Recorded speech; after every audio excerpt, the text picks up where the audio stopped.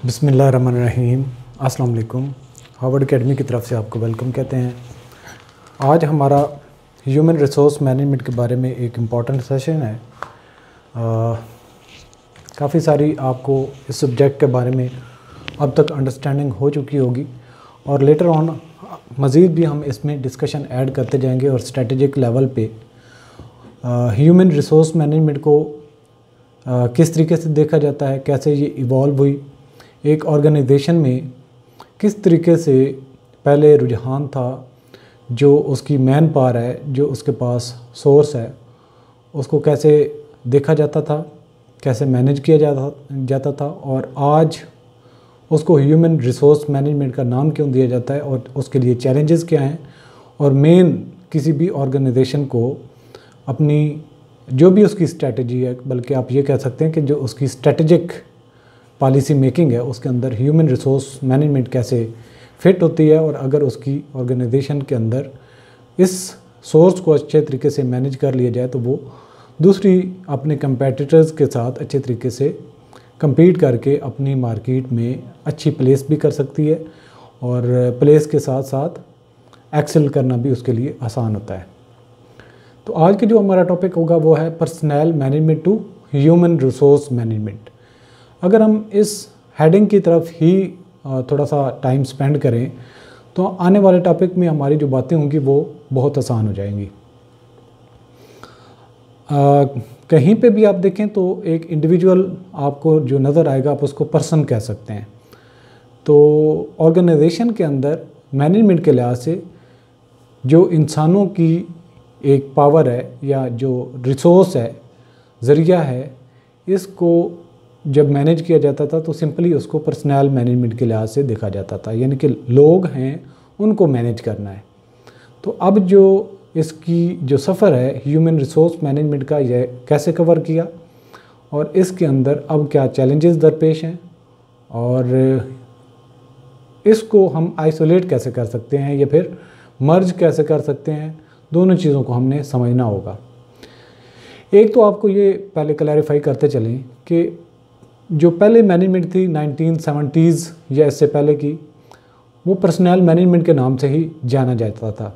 Later on human resource management का जो एक टर्म आई और इसने तकरीबन 1980s में जाके अपनी पॉपुलैरिटी गेन की और उसी पर्सनल मैनेजमेंट को ही ह्यूमन रिसोर्स मैनेजमेंट का नाम दिया जाता है। पहले सिर्फ ये देखा जाता था कि हम अपने जो हमारे पास मैन पावर है, जो रिसोर्सेज हैं, हमने उनको कैसे मैनेज करना है। अब उससे आगे ये चल के ये सफ़र इस तरीके से अपनी एक रूप धार चुका है कि जो ह्यूमन रिसोर्स है उसको ये समझा जाता है कि ये मेन सोर्स है हमारे पास और इस रिसोर्स को अगर हम अच्छे तरीके से मैनेज कर लें तो हम दूसरों की निस्बतन जो हमारे कंपेटिटर्स हैं मार्केट के अंदर, हम उनसे एक्सेल कर सकते हैं। यानी ये सिर्फ़ और सिर्फ इंसानों को मैनेज करने का एक फील्ड नहीं है, बल्कि ये इंसानों को इनोवेट करने के लिए, उनको स्किलफुल करने के लिए, उनको सेल्फ एक्चुअलाइजेशन के लिए, जितना वो अपने कैरियर को ग्रो करना चाहते हैं, वो हर लिहाज से हमने इसको अगर उस पर बगौर मुताला भी करें और उसके ऊपर फोकस रखें तो जब एक ऑर्गेनाइजेशन अपनी गोल्स को इन लाइन कर लेती है, या फिर ये कह सकते हैं कि जो इंडिविजुअल्स की गोल्स हैं उनको ऑर्गेनाइजेशन के मुताबिक कर लेते हैं, यानी जो ऑर्गेनाइजेशन उन लोगों से चाहती है वही लोग चाहें कि हम वही करना चाहते हैं और उसके बदले में उनको भी कैरियर ग्रोथ मिले और वो जो अपने एक इंडिविजुअली ज़ात के साथ करना चाहते हैं, अपने कैरियर को ग्रो करना चाहते हैं, वो भी ग्रो करें। यानी कि दोनों की ग्रोथ एक ही प्लेटफॉर्म से होनी चाहिए, दोनों मेहनत करें और ऑर्गेनाइजेशन एक प्लेटफॉर्म देती है लोगों को। और अगर ये रिसोर्स एफिशिएंटली अच्छे तरीके से मैनेज किया जाए तो लोगों को इतना स्किलफुल कर दिया जाए, बजाय इसके कि 20 लोग आपकी और एक डिपार्टमेंट में काम कर रहे हों, अगर आप उस सोर्स को अच्छे तरीके से मैनेज करते हैं तो 3 लोग भी काफ़ी हैं और 3 लोगों को हर एक को 2 लोगों के बराबर तनख्वाह दे दें तो यानी कि 3 लोगों को जो 6 लोगों पे एक्सपेंस आता था वो 3 लोगों को देंगे तो वो बड़े मोटिवेटेड भी होंगे और उनका भी एक मोटिवेशन बढ़ेगी। उनको रिवार्ड सिस्टम एक ऐसा होना चाहिए जिससे वो समझें कि हमें वाकई रिवार्ड मिल रहा है। और बजाय इसके कि 20 लोग रखें और उनके ऊपर ख़र्चा अगर आपको आता है 10 लाख, तो इससे बेहतर है कि 3 लाख वो 3 लोगों को दे दें और आपकी उससे कास्ट भी कम हो जाती है और जो जॉब करने वाले हैं उनकी तसल्ली भी हो जाती है, वो भी मुतमईन होते हैं। तो हमें इस पूरे टॉपिक में से जो चीज़ें समझनी है, द पर्सनल मैनेजमेंट क्या थी, यानी कि 1970s से पहले जितनी भी मैनेजमेंट थी उसको पर्सनल मैनेजमेंट कहते हैं, और उसके अलावा पर्सनल मैनेजमेंट कैसे इसको देखा जाता था, फिर शिफ्ट कैसे हुआ पर्सनल मैनेजमेंट से ह्यूमन रिसोर्स मैनेजमेंट में। तो सबसे पहले तो जो कंसेप्ट है पर्सनल मैनेजमेंट का, ये जैसा कि मैंने आपको पहले भी बताया, अब इसको हम ज़रा टेक्स्ट को रीड भी करते जाते हैं, साथ में जो इंपॉर्टेंट बात होगी वो भी डिस्कस करते जाएंगे। The term personnel management and human resource management refer to the same process. ये एक ही चीज़ है, इन दोनों में कोई ख़ास फ़र्क नहीं है। पहले पर्सनल मैनेजमेंट के नाम से जानी जाती थी, अब मॉडर्न नाम उसका ह्यूमन रिसोर्स मैनेजमेंट हो गया। तो human resource management is a modern term that emerged during the 1970s and won final acceptance in 1989। तो ये 1970s में ये टर्म इमर्ज हुई और 1990 के करीब जाके, शायद मैंने पहले कहीं 1980 कहा था, तो 1989 तकरीबन 1980s में जाके इसको एक्सेप्टेंस हुई, इसको जाना जाने लगा कि वाकई ह्यूमन रिसोर्स मैनेजमेंट ज़्यादा बेहतर तरीके से इस एरिया को कवर कर सकती है, या ये टर्म जो है पर्सनल मैनेजमेंट की ज़्यादा फिट आती है। Both terms however refer to the same thing. मकसद एक ही है, दोनों जो एक ऑर्गेनाइजेशन के लोगों के साथ डील करती, the personal who work for the company represent that companies human resources. उन्हीं को हम पर्सनल मैनेजमेंट कहते हैं और उसी को हम ह्यूमन रिसोर्स मैनेजमेंट कहते हैं। Although human resource management department is as we know them did not generally exist until the 1940s, यानी कि 1940s की तरफ अगर बैक जाएँ तो ह्यूमन रिसोर्स मैनेजमेंट सिरे से मौजूद नहीं थी। The activities perform by these department for not all brand new. In fact many of the human resource management practices and program that we see today act roots in the earlier time. तो जो human resource management का आज function है, जो काम किया जाता है, जिस तरीके से उनको मैनेज किया जाता है, आज से साल पहले भी ये चीज़ें लेके चलते थे। तो ये डिस्कशन उसी पे ही फोकस रखती है जो मैंने शुरू में आपको ओवरव्यू दिया। तो जो एक मैनेजर है उसने पहले हम सिर्फ पर्सनल मैनेजमेंट के नाम से या पर्सनल मैनेजर का जो उनको डील करता होता था। देखें टिपिकल ऑर्गेनाइजेशन जहाँ पे आज भी मैन पावर ज़्यादा है और आउटपुट नहीं होता, तो वहाँ पे पर्सनल मैनेजमेंट ही होती है। यानी कि लोगों का डिसिप्लिन ठीक रखो, उनको एंगेज रखो किसी न किसी तरीके से एक्टिविटीज़ के अंदर। इतना ऑर्गेनाइजेशन आउटपुट नहीं भी दे रही तो कोई इशू नहीं है, लेकिन उन लोगों को एंगेज इस तरीके से किया जाता है कि कोई भी फारिग ना बैठे और कोई भी सुकून से ना बैठे। तो मतलब हर एक को एक डिसिप्लिन के नाम से और मुख्तलिफ एक्टिविटीज़ जो कि अनप्रोडक्टिव है उसमें एंगेज करना है। तो ये क्या है, पर्सनल मैनेजमेंट है।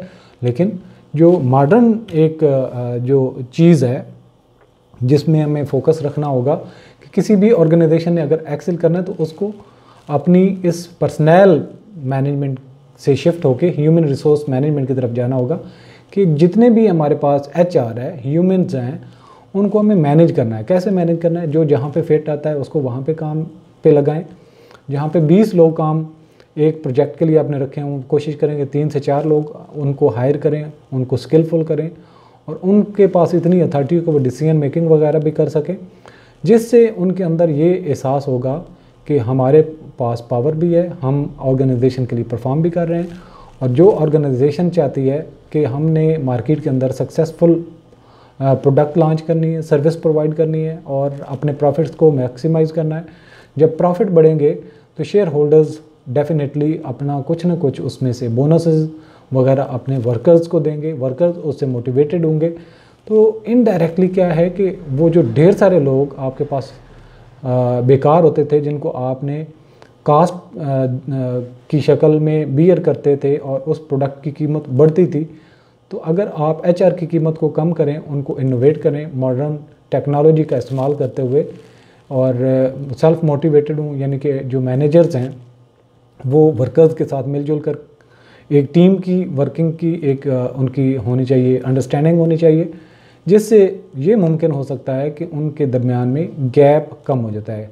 और फर्दर जो इम्पॉर्टेंट बात है कि ऑर्गेनाइजेशन के दरमियान में और जो वर्कर्स हैं उनके दरमियान में भी गैप को कम करने की ज़रूरत है। जितना ऑर्गेनाइजेशन इस स्पेस को कम करने में कामयाब होती है, वही एक्सेल करती है, वही मार्केट में अपनी प्लेस बनाती है।